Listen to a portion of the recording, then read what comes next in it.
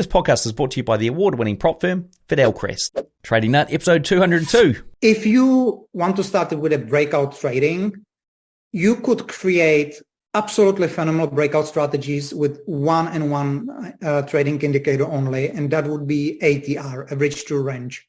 And average true range, it's a magnificent indicator which you can use to calculate the levels of your breakout. You can use them to create phenomenal filters.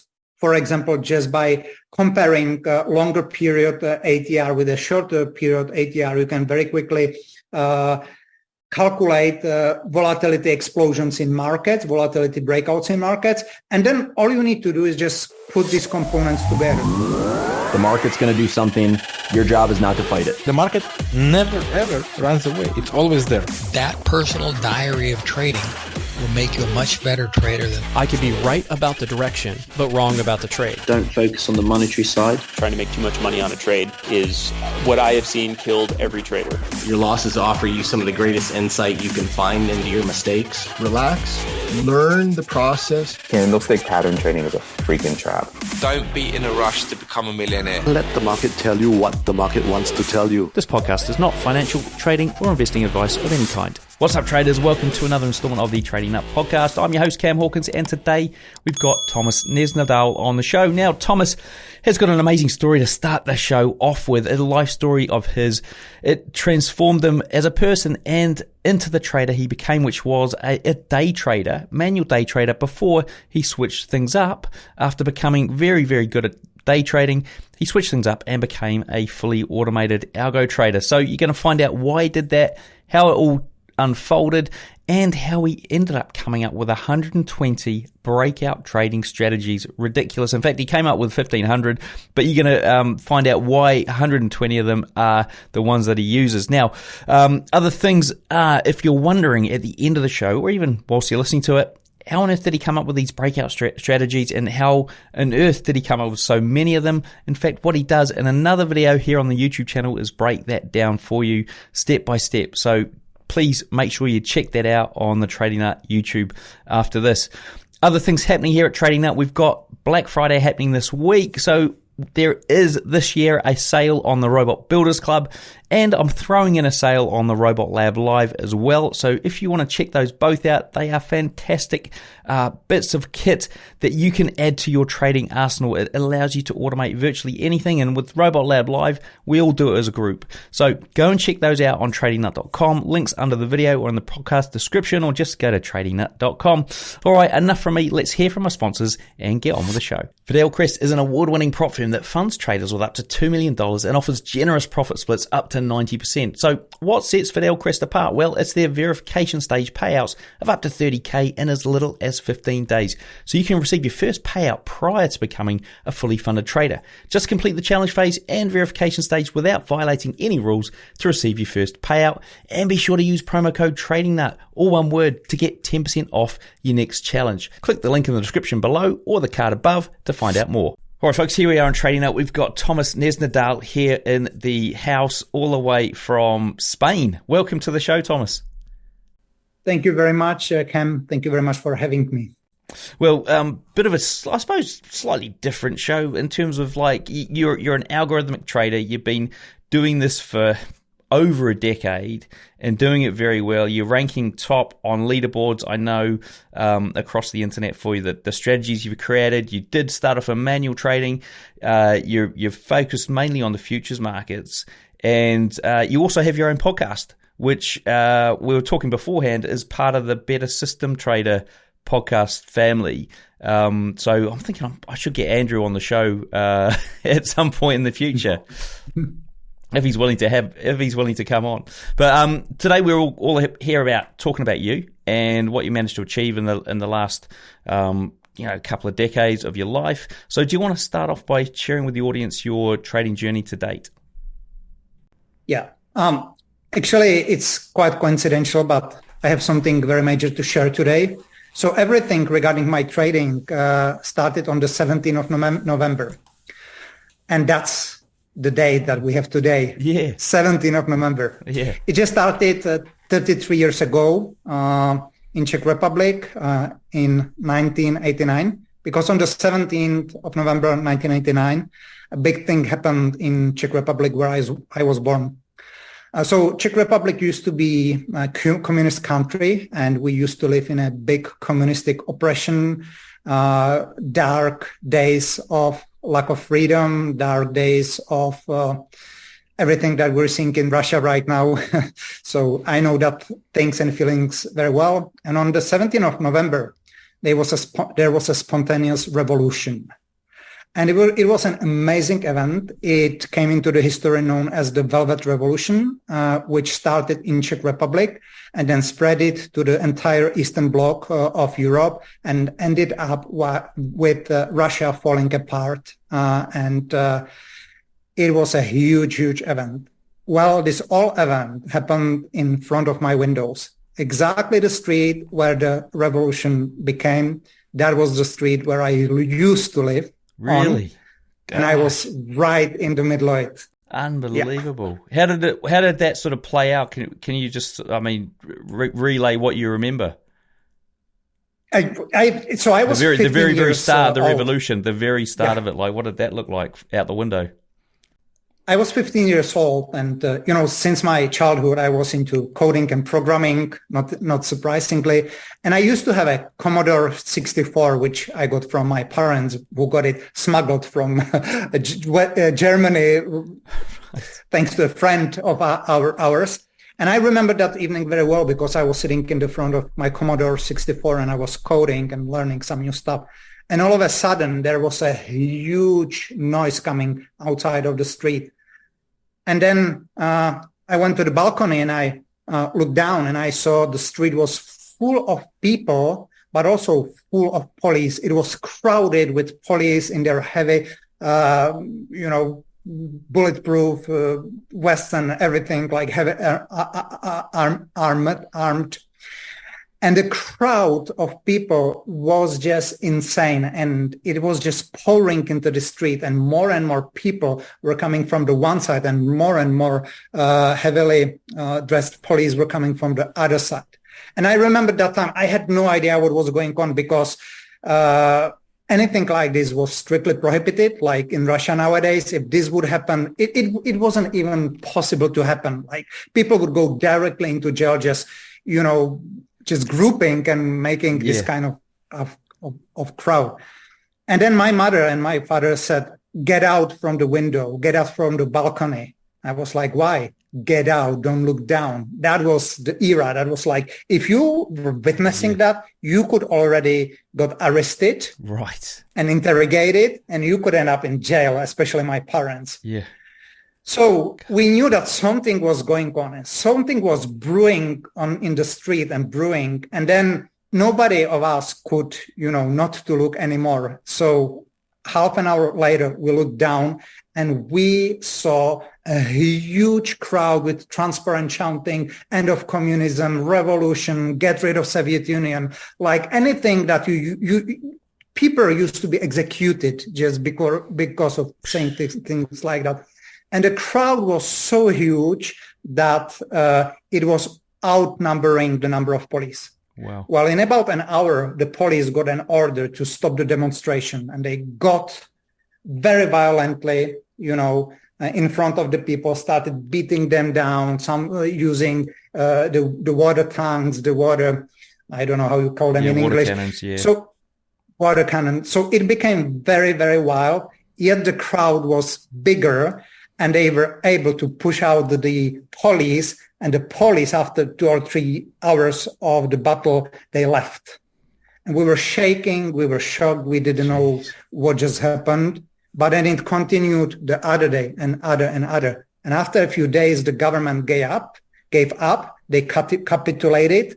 Then Hungary, East Germany, Poland, other countries, they got heavily influenced, heavily inspired by Czech Republic. They started the same revolution, and a couple of months later, the entire Eastern Bloc, including Soviet Union, fell apart, and there were huge revolution movement around the entire East Europe, and it started right under my window. Unbelievable. That's a great story. Because all I remember, I would have been maybe 13 at the time, and I just remember the Yugoslavia getting bombed on the news. That was probably the only thing I remember from it. So to hear that detail is unreal, and sort of makes me wonder, like, what actually happened in amongst the community beforehand to get enough people together, like word of mouth and stuff. And it's before the days of the internet, right? To get enough people together en masse in one spot is incredible. That's fantastic story to start the show off with. That's so good. And so I suppose fast forwarding on from that, I mean, things must have settled down at some point where you could get into your Commodore 64 and start, coding again. And at what stage did life settle down for you? Yeah. So, it all happened very, very quickly. It was almost magical and incredible how quickly it happened. And, two things happened during these days. So the first thing, we got from a total darkness, oppression, a situation where we were not able to travel, where we didn't have enough food in many parts of Czech Republic. We got from this dark oppression to total freedom, like literally in a couple of weeks, not even days, if not even days, the borders open, we were able to get out. Like, it all happened so quickly that most people had problem to process it, how quickly all that happened. Yeah. And that particular time, I realized two incredible things. So first one was that anything in the world is possible, because this was against all the odds. Like, probability of happening something like that was beyond black swan. That was so improbable. Yet it happened. And I remember I was very young. I was 15. And I was like, wow, if this could have happened, then anything in life is possible. Like, there's nothing we could not do. There's nothing we could not achieve. And the other thing that was, happening in my head was, well, I'm free. I can do whatever I want in my life. And I always was a very decisive person, always knowing what I wanted. And something during that time clicked in my head, and I said, I'm going to travel the world. And that's what I'm going to do. That's going to be my life. I'm going to travel the world, and I'm going to live abroad, and I'm going to everything that we were not allowed to do for 40 plus years. I'm going to do it in my lifetime. And that's pretty much how I got into trading. Yeah, because I hear you've gone to 65 countries or something on your list. Yes. Unreal. Yes, so far. And hence why you're living in Spain at the moment. Now, how did you first get into into trading? Like, what sort of triggered your interest, and were you employed beforehand? How did that look? Yeah. So after the revolution, I didn't want to become a trader right away. I just, I wanted to be a movie director, like a second Steven Spielberg. That was my idea. So I studied a film school. But what really happened after I finished the studies, I realized that it was super difficult to survive in this industry, to get your movie funded, to find investors, sponsors. It all was so difficult that I end up as a starving artist. Literally, I was a starving artist. I was living on spaghetti, which was less than $1 per week portion. I was owing money to my landlord. I didn't have money to buy shampoo, basic stuff. That bad it was to be a starving artist in Czech Republic in movie industry.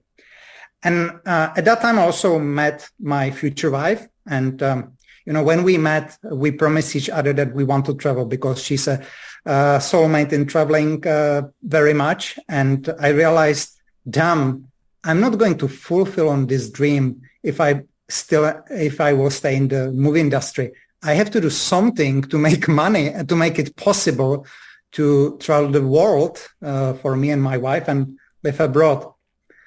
And then I was really thinking about my options, and I had plenty of options because it was after the revolution and everything was new and opened and available. And then I recall my schoolmate. We studied a film school together. And during the years of study, the school years, he traded stocks. He invested in stocks. He didn't trade. He invested in stocks. And he was the richest guy in our class because he was doing so well that he could afford things that nobody else could afford. And I had a memory of him, and I was like, well, maybe that could be, the journey that I could take to support myself and find a way to travel the world and making money at the same time. And that's how I got into trading. And how did your first 5 years of trading go, and what were you doing? So first of all, I wanted to start with stock trading, investing, but I realized I would need a lot of money to do that, which I didn't have as a starving artist. But while I was searching, I learned about possibilities to trade, about possibilities of day trading, and especially the E-mini markets. At that time, E-mini S&P was very popular, but I was not so drawn to E-mini S&P. I really loved E-mini Russell 2000 because I could see a lot of great and very predictable movements in charts. So what I really did, I abandoned the idea of becoming an investor or stock trader, and I decided to get focused on E-minis, and I also took some jobs as an assistant director in TV ads and commercials, and I directed some TV ads as well, which brought me a lot of money to found my first account, and I got into discretionary day trading of E-minis, which was quite interesting because at the beginning, it was way more challenging than I anticipated, way more challenging. But, a lot of people would probably give up because I think nobody has got, there was no education. We didn't have any books. It was just after communism. We didn't have access to Amazon, to US books, English books. So we had to learn everything ourselves, and that made it even harder. And as I said, most people would give up. But, I still had this deep embodied feeling after the revolution that everything was possible. Like I went from darkness to freedom and light. So why there's no reason I couldn't do this? And slowly, step by step, I started to learn basic patterns, basic analysis of maximum adverse, maximum favorable excursion to calculate proper stop losses, profit targets. I built up my discipline. And this way I started to day trade, manually, discretionary, and somehow magically started to work out. All right, guys, we lost the camera here for a second, so what we're doing is we're jumping back into, we think, where we left off. So if the story doesn't quite join up, that's why. So, back to you. From what we understood, you had no books, no education. It wasn't back in the day, but you still thought everything was possible. So on from there, what happened in the futures market? Yeah, so, it was just trial and error. I quit all my ambitions of becoming a film director. And I decided to focus on my day trading, the full session, 6.5 hours a day. And I spent long months, if not years, sitting in front of the screen and learning how to recognize profitable patterns, how to set the proper profit target, stop loss, how to write down all the trades into Excel spreadsheet, analyze my maximum favorable, adverse excursion. And I was slowly learning the craft of day trading until I figured out how to day trade profitably, and finally was able to stick with it and took it as my main job. How long did it take you to get there from quitting your job to saying, well, I'm consistently profitable now? I don't recall exactly, but it was, I would say, at least 3 years.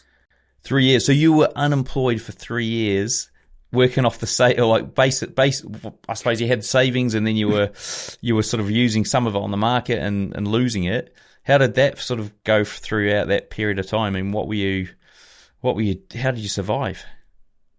Well, I still took on occasional jobs because the lucky thing was that before I started with trading, I somehow managed to get into the TV commercials industry. And that was a very nice thing, because the job, it usually took about 2-3 weeks, but I got paid so much money that I could live from it another 6 to 12 months. So I took on an occasional job, and that's how I supported myself. Yeah. That's pretty good, actually. 2-3 weeks work for 6 to 12 months of living. That's awesome. Okay, so you were trading consistently profitable with your discretionary stuff. What happened? How did you get into the algorithmic side of it? And what was the sort of genesis in that space? Yeah. So at a certain point. Finally, everything was working in a way that... Actually, sorry, before we dive into that, I just want to find out what were the key things there around the discretionary trading that helped you get to the point where you were consistently profitable? That's a brilliant question. So I think, surprisingly, it wasn't so much about the setup as it was about the risk management and money management. That's what I had to learn the hard way. And I remember that most of my... work in discretionary trading was not so much focused on analyzing setups and entries. It was rather on analyzing maximum favorable, maximum adverse excursion, and seeing where and when we have the biggest potentials for movements with the least possible adverse excursion, which would mean that we could trade with very high risk-reward ratio and with a reasonable small stop loss. So I figured out a couple of patterns which were based on this premise that I could be right just 35% of time, and I still could make money, because the average movement would be 3 to 4 times of the size of the stop loss. And that gave me a lot of confidence, because then you know that you can make a lot of mistakes, then you can have a lot of losing trades, but you still end up with profits at the end of the day. And that was the kind of like a foundation, the base of my day trading. And then I took it from here, and I started to improve my timing, my patterns, my filters, to get closer to 50% win percentage, and while still keeping rather higher reward risk ratio, 3-1, or at least 2.5-1. And then it was just a mathematic. It was about the sample size. Just do enough trades with this fixed or almost fixed mathematic, and you'll keep making money. Not a big deal. And so you were, at that point, you were making money. I mean, how did the evolution get to the point of, I don't want to be doing this anymore? And were you doing 16 hours a day still at the charts? And is that what got you into the algorithmic side of things? Well, almost. So then I started to make money, and I felt really comfortable with my trading. And finally, I and my wife, we decided that it was the time that we could move abroad. And we moved to Portugal, and we decided to live in Portugal. So we settled down in Portugal. We lived there for a couple of years. And while we were living in Portugal, we got back to our dream to travel. And we said, okay, let's go to East Asia, and let's spend a couple of months there and see what it will be like. Well, what I didn't somehow realize is that when you move to East Asia, you're in the worst time zone for day trading you could ever be. It means literally waking up 2 a.m. to make some money in trading. Yeah. So this is like Thailand, are you talking about? Sort of around there, or somewhere around there? It was Cambodia. Malaysia, Thailand. Yeah, we were traveling Cambodia. These southeastern countries. Yeah. And I got incredibly frustrated, because at one end we loved Southeast Asia, and we decided we want to keep coming back every year and spend 3-4 months there. On the other side, I knew that it was not sustainable to be a day trader, because I couldn't live like this for a long time. So we got back, and I said, okay, enough is enough. I have to find a better way. Remember, everything is possible. I went through revolution. Now everything is possible. We have our chances. We can do anything we want. And coincidentally, I had a friend of mine. He started with some basic strategies in Ninja Trader. And I invited him to Portugal, and we had a great time there and a lot of fun.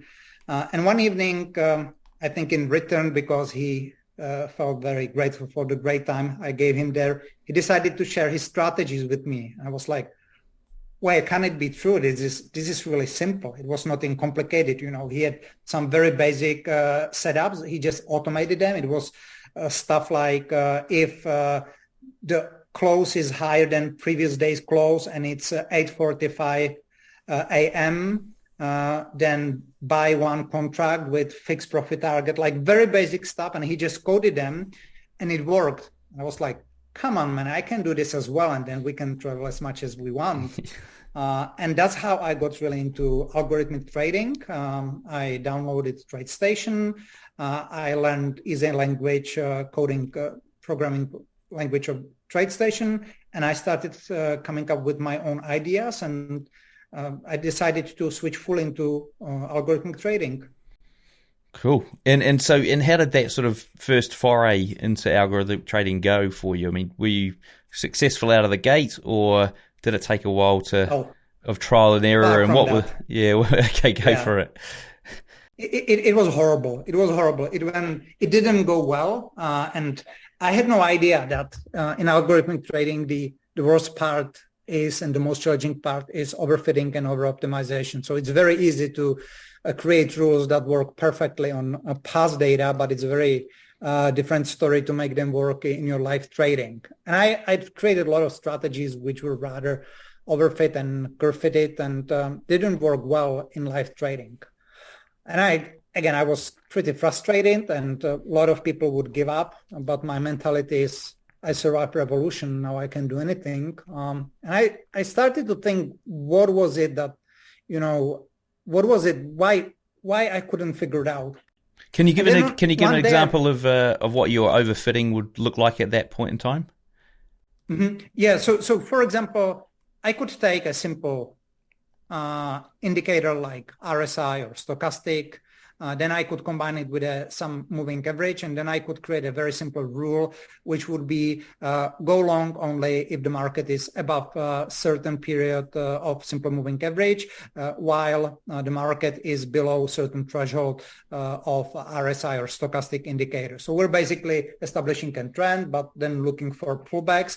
And then I asked the computer, figure out the best period for this moving average, figure out the best period and threshold for the RSI indicator, figure out the best stop loss and profit target. Well, computers are brilliant in this, and they can do it very quickly, but they do it only on the past data. So they so-called curve fit all the optimal inputs in a way that when you start trading them live, it immediately crumbles, immediately stops working, because all you did is just you fit rules on the past data, but these inputs were not robust at all to survive all the changes in live markets.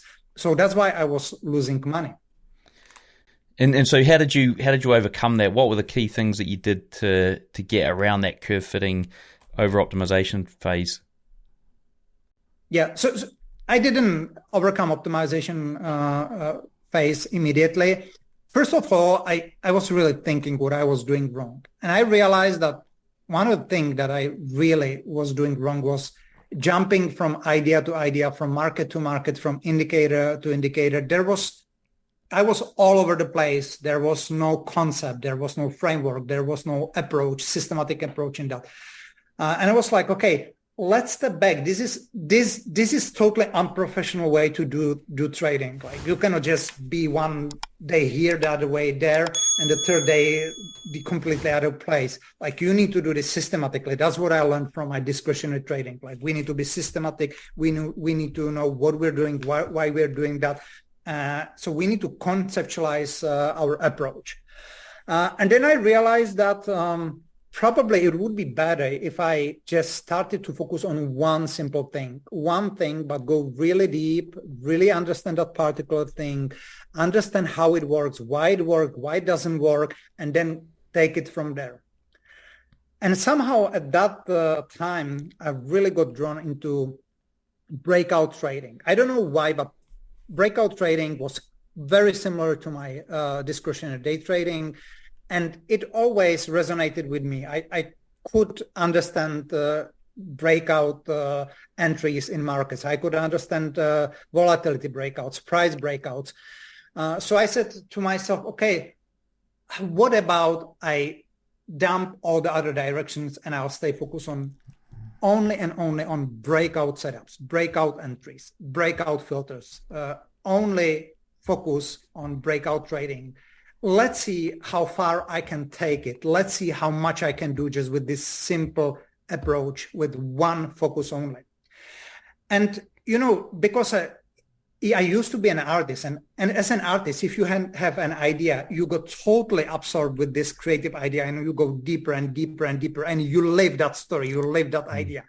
And I realized I started to live my breakout story. I got so deep, so immersed that I couldn't sleep. I was thinking about breakouts day and night, on the beach, while in bathroom, just everywhere. And I got so enthusiastic and so excited about breakouts that I managed to start understanding how exactly breakout trading worked.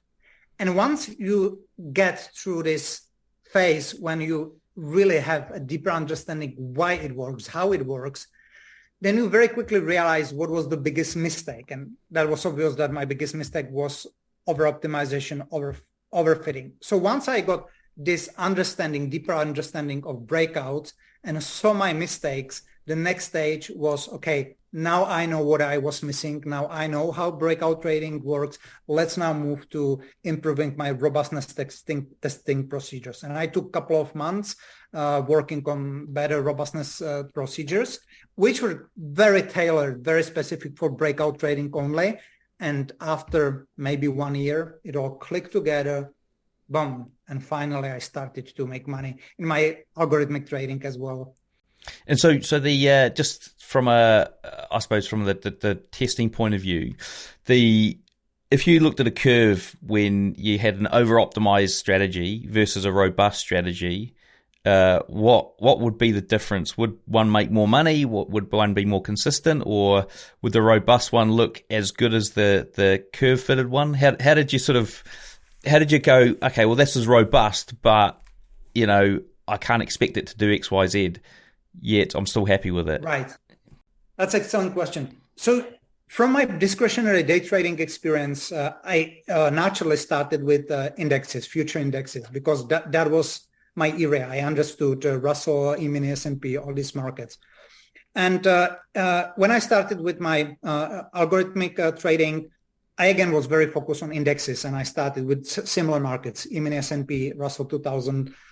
And at a certain point when I was analyzing these breakouts, I realized something very interesting. When you have a good breakout setup, that breakout setup works on all the indexes. So for example, I can take a previous day's close and add some volatility to it, let's say 2 or 3 times average true range, and create a breakout level at that certain point. And if you do this on any index, E-mini, Russell 2000, Dow Jones, S&P, E-mini, EMD, which is S&P 400, or NASDAQ, if you take this setup, and if it's a good setup, it makes money on all the indexes in the index category. And that was the first time when I realized, okay, so that's pretty much how I can improve the overfitting problem, how I can create a strategy which, if it works on all the other indexes, at least I know I have a robust edge. I have a setup which naturally works on 5 markets instead of just one. Therefore, the likelihood of overfit and over-optimization is mitigated. And that's how I started. That was my first simple robustness testing procedure. Oh, awesome. Cross-validation. Yeah, awesome. Yeah. And in terms of like the breakout, I mean, that's fantastic that you managed to hone in on that. And I know a lot of people out there are looking to trade breakouts. I mean, what are, say, 3 things that you could share today that you've learned about breakouts that other people, either manual or automated, could benefit from? Right. So breakout, first of all, it's all about volatility. So if you want to start with a breakout trading, you could create absolutely phenomenal breakout strategies with one trading indicator only, and that would be ATR, average true range. And average true range, it's a magnificent indicator which you can use to calculate the levels of your breakout. You can use them to create phenomenal filters For example, just by comparing longer period ATR with a shorter period ATR, you can very quickly calculate volatility explosions in markets, volatility breakouts in markets. And then all you need to do is just put these components together. So for example, I can create a filter which says if today's volatility is 2 times higher in the market than 14 days ago, we probably have a volatility explosion, which is a good thing because volatility equals money. So what we need to do next, we need to do some proper corresponding timing when and how to enter that volatility explosion. So we create what I call a point of initiation, where we initiate some basic point like yesterday's close, and then we add 2 times volatility on the long side, 2 times we distract 2 times on the low side, and whatever breaks first will be our entry. Very simple. Right. It works. If you do it well, it works. And in terms of like the break, I mean, are you factoring in things? Have you ever factored in things like false breakouts into what you do with the breakouts? False breakouts. Yeah, where basically it breaks out and fails, and then it'll break out the other side. Right. Yeah. Have you factored that into any of your strategies? Yeah, I think a lot of people misunderstand breakouts. So a lot of people think that good breakouts have high win percentage, and they're supposed to have a high percentage, like 70, 80%. Well, that's not the case. The whole idea about breakouts is that when it breaks out and there's a volatility increase, you can make a lot of money. And that is the same concept that I successfully had used in my discretionary trading already. So I just brought it from discretionary trading to algorithmic trading when I said, okay, I'm totally fine if I will have 60% failing false breakouts and only 40% will be winning breakouts. But my average win will be 3 times higher than average loss. And then again, it's just a matter of mathematics. You need to do many trades with this mathematic, with this statistic, but at the end of the day, you will always end up in profit. So again, it was what I learned in early days of discretionary day trading that I implemented into my algorithmic trading. So I'm not so preoccupied about false breakouts. I'm preoccupied about risk management, about risk reward ratio, and the basic mathematics in behind, which allows me to keep making money. And in terms of like, you're obviously focused on these same markets, you're focused on breakout strategies. Are you, I'm sort of just thinking on my own mind here, like how many different kinds of breakout strategies can you have within, I suppose, the same sort of set of markets, or have you had to expand that across the more markets? In my mind, I'm sort of thinking, okay, well, right, at some point you're going to run out of breakouts, aren't you? And it's going to be taking the same trade with a different strategy. So that's what my question is. How do you avoid that? Yeah. So the beauty of breakout strategies is that it's very universal. And with my long practice with breakouts, ultimately, I put all my knowledge into a very simple breakout model. I call it, the community, trading community calls me Mr. Breakouts because they know that that's my specialization. And I'm pretty confident that I got very far with breakout trading. So I created a simple model, which is very universal and which you can apply on any market. And we call it Mr. Breakouts model. I think it's a funny name, but why not? And once I figured out this universal model, what I really did, I found a way how to make an automatic development of strategies which would just fulfill this model. And I created, believe or not, a lot of people don't believe that, but right now in my database there is over 1,500 robust breakout trading strategies. Right, really? 1,500? Yes, across 36 different markets. Right. Okay, 36 markets is quite a lot. So yeah. So this is all. So hang on. You've got 1,500 strategies running, or just in your database? No. I have them in the database. Okay, right. And what I haven't mentioned yet is that I went so far with my breakout trading that 5 years ago I also established my private hedge fund. 100% running just on breakout strategies. So we actually built this database so we could expand in the hedge fund. And we started with a small portfolio, just 5 strategies. I think with good 5 breakout strategies among 5 different markets, low correlated markets, you can make a pretty good living. And then we expanded it to 25, then 35, and then ultimately we created a portfolio with 120 strategies. Now, 120 strategies is a massive portfolio, and it's all about correlation. So if you want a stable income, it's all about combining strategies, which at the end of the day will give you average mutual correlation as close to 0 as possible. And that took us to produce over 1,500 strategies to be able to create 120 strategies portfolio with really, really favorable low correlations. So that's the reason why so many strategies in the database. And how hard is it to factor in the correlations into what you're doing so that you don't have because I'm guessing all 38 markets, they have got strategies running on them at some point in time. How hard is it and how do you go about making sure that none of them are being you're not trading opposing directions on, correlated pairs? Right.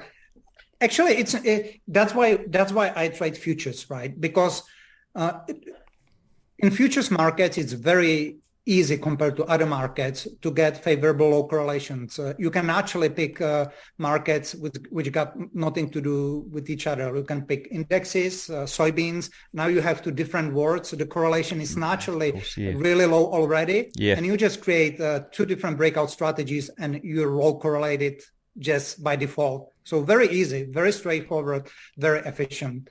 Now, if we're talking about conflicting signals, it's again very easy. So for example, I create a long breakout strategy on E-mini S&P. Now I also want a short trading breakout strategy. Well, I take that because E-mini S&P 500 is highly correlated with E-mini S&P 400. I trade long strategies on 500, short strategies on 400. These strategies are not clashing. Then I pick a market which is low correlated to indexes like soybeans, corn, wheat, lean hogs, whatever futures we have. And then I create strategies on these low correlated markets. So this way you start building up a portfolio, which is way easier to have it low correlated compared to cryptos, Forex, stocks, or any other markets. That's why I'm in futures, because of the correlation. Yeah, that makes 100% sense. And when I said pairs, it's just default for me, in terms of thinking about Forex. That's really interesting. Now, so the strategies that you came up with, I had a really good question. I forgot it now. Damn it. I had a really good question and I forgot it. So what we're going to do is move on to the next ones. That was the question. There we go. So how many trades per strategy are you expecting one of your robots to take in a week, for example? And I'm guessing you're multiplying that over 120 strategies. Right. So my breakout strategies, they're usually on different time frames. The lowest is usually about 30 minutes and the highest is about 240 minutes. So on lower time frames, there are naturally more signals, more entries. On higher time frames, we have less entries.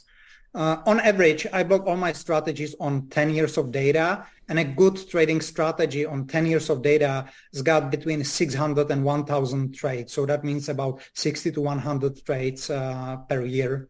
So that would give us between 1 and 3.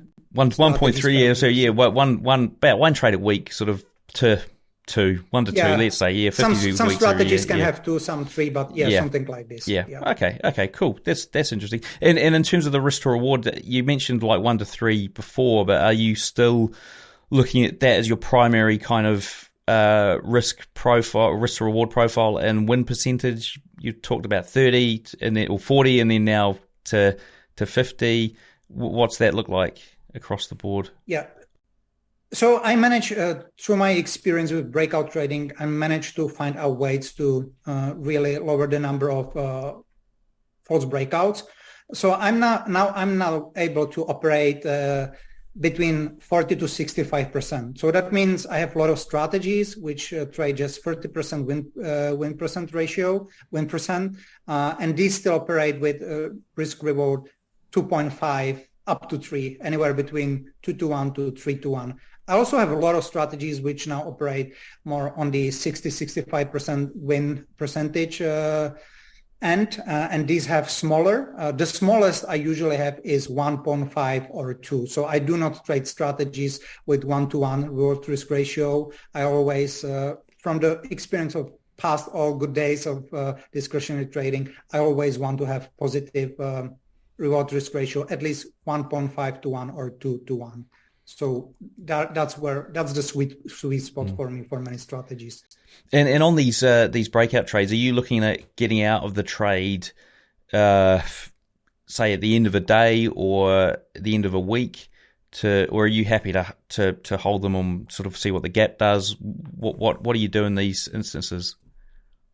I always get out at the end of the week because of these are very practical reasons related to trade station maintenance during the weekend, and then sometimes Monday starts and all the trades do not sit well, and it's a messy situation. So I always quit. I exit all my trades at the end of the week, but I also work with profit targets and stop losses. So a lot of strategies get out way before the end of the week.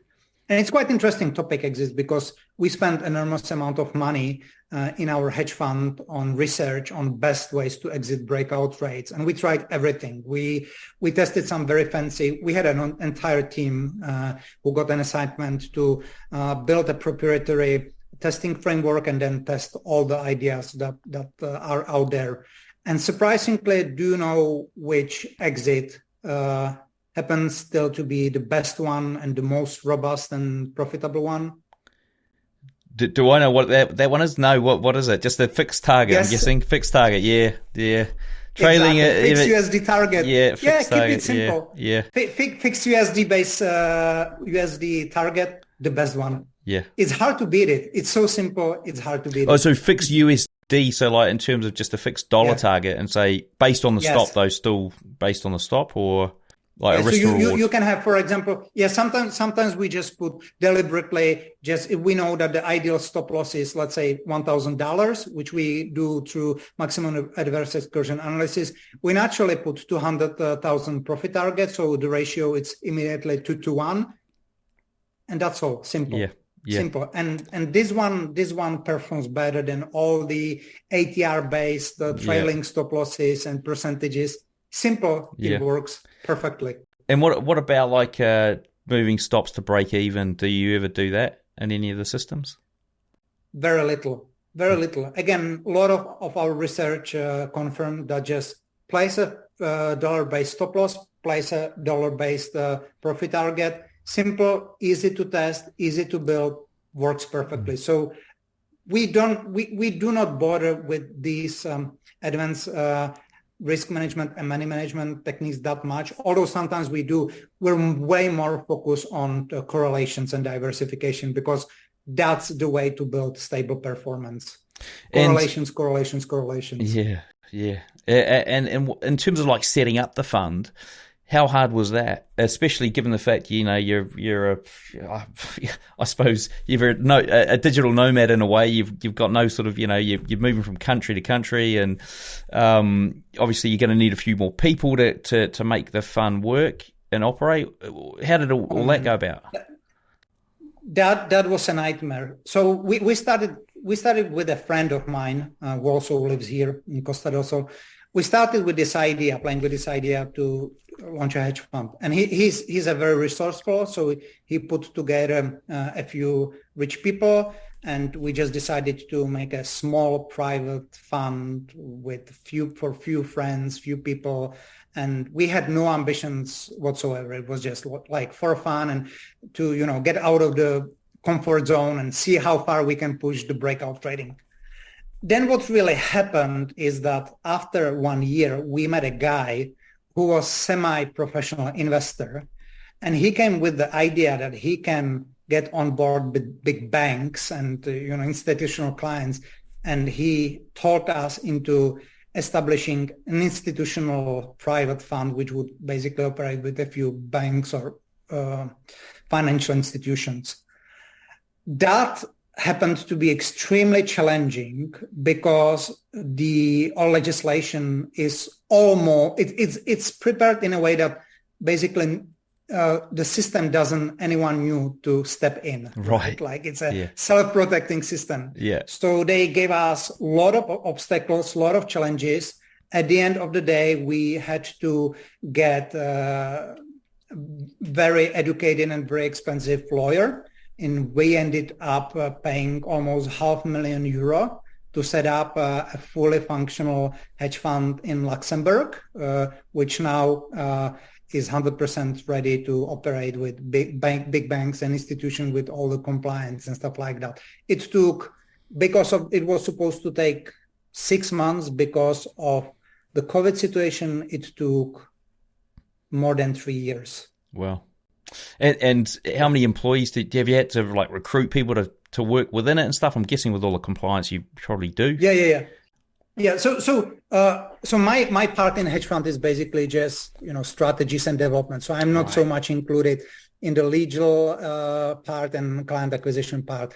And my team is basically pretty simple because I have a specialist in portfolio and coding and automation. So all my entire framework, all my Mr. Breakout formula has been 100% automated.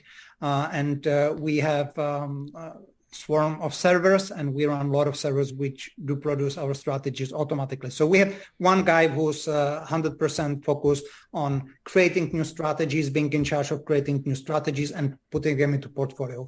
Then we have other guy, an employee, who's in charge of risk management. So his goal is to keep improving the risk and the risk management of the entire portfolio. So he codes a lot of fancy tools like real-time Monte Carlo analysis and all that stuff. So we can prove our clients, the banks, that we have cutting edge, risk management. We're not going to lose their money. Then we have a guy who's in charge of execution. So he's monitoring, he's sitting on front computers and monitoring everything is running properly. And then we have me, and I'm here just to bring up new ideas, consult with my team, and just do my best that we keep moving forward. And we've been working like this for 5 years now, just regular meetings over Zoom, every Monday, 1.5 hours, and that's it. Awesome. That's the beauty of digital age. We can do it. Yeah. That sounds awesome. Now, we're going to sort of start wrapping up here. Can you sort of walk us through your typical day now, a day in the life of you, with the hedge fund, coming up with strategies, monitoring what you've got going on? How does that look for you? Yeah, it's my life is quite simple, which I like. I wake up 3 times a week. I go to gym because I believe that it's important to stay focused and in a good shape. Every morning I meditate about 30 minutes to have mental clarity and also be ready for challenges, psychological challenges of trading. Then I'm most productive in the morning. So in the morning, I go out with a pencil and paper. Actually, I bought this digital paper, the Remarkable, and that's what I use now. Yeah. So most of the time I spend writing down ideas, thinking about trading, coming with new improvements, concepts. Then during the afternoon, I try them in TradeStation, test them, see what comes out. And then I do not need to monitor my trades because it's all automated. It's quite boring. So I have automatic emails with each new trade or position. So it's just coming on my mobile phone. I don't have to do anything. And once a while, I just have a look how much money we made or lost. So it's quite boring. And I like working in cafés. So my day is mostly moving from one cafe to another one and talking to people and thinking about trading. Lovely, nice. Now, what about if you had to recommend, I suppose a step-by-step approach for somebody getting into this? What would it be? Right. So I don't know if I may, but I would also like to mention I wrote a complete book for guys who want to start with breakout trading. I just published it recently. It's called The Breakout Trading Revolution. And I believe it's a revolutionary book for anyone interested in breakout trading, because first of all, I described my entire breakout formula, the Mr. Breakout's formula, and I provide a clear step-by-step guidance, what to do, how to do it. So it's all described in this book called The Breakout Trading Revolution. It's on Amazon or just thebreakouttradingrevolution.com.